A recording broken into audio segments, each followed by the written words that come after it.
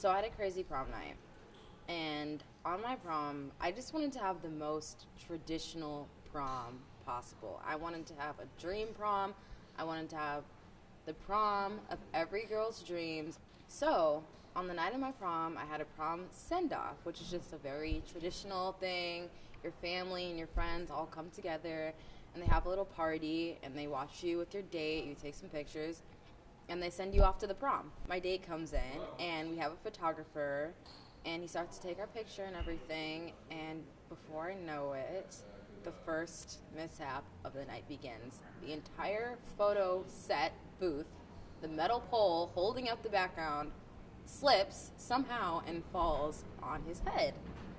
And so of course that was a big moment. All of my family and friends were trying not to laugh. They were just looking at him like, what's about to happen, because my boyfriend at the time has a really short temper, so we kind of all knew this man is about to go off.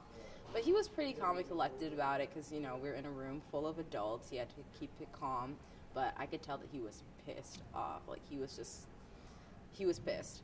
So we were all sitting in the car, me and my date. We were listening to music. Everything was going well. Our Uber driver was so nice. He was excited for us, everything.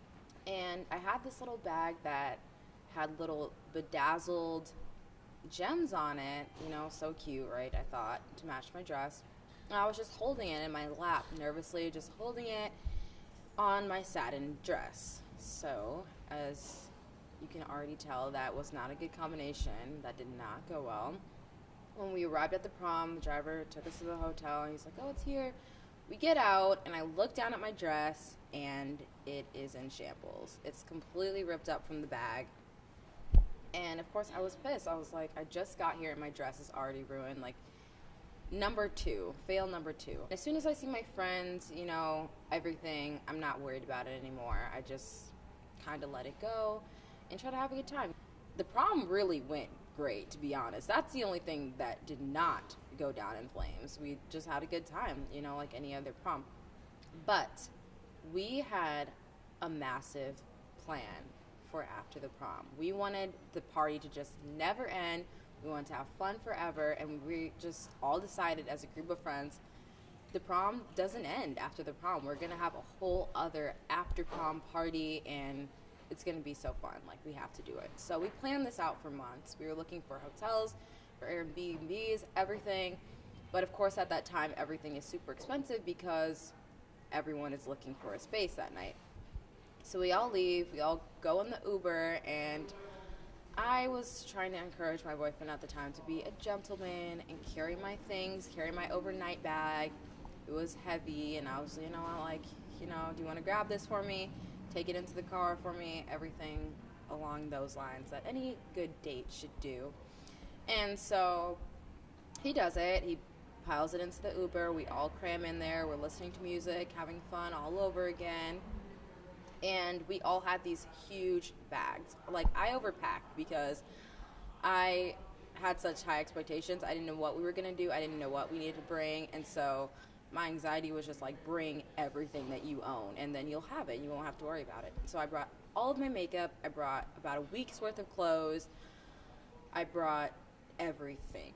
And eventually the Uber driver stops across from a graveyard, and he says, this is it. You're here. We're here. This is it. And we're just well, what? We're what? What is it? This is not it, sir. This is not it.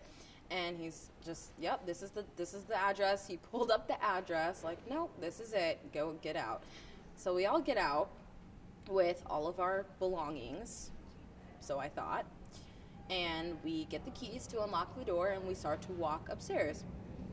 And so we're going up these huge flights of stairs. It's summertime. It's so hot. The place obviously has no air conditioning at all. We open the door, and the place is bad. It's just bad. My friend comes in the room, quite inebriated. We decide to just do what teens do, just party and have fun and listen to music and pretend all the bad stuff just didn't happen for the night. We'll deal with it tomorrow. And so she comes in, and she went on Tinder, and she found the first man that she matched with and said, this is where we are, come to this place. That's the only information she gave this poor man. And you know what he did? He showed up.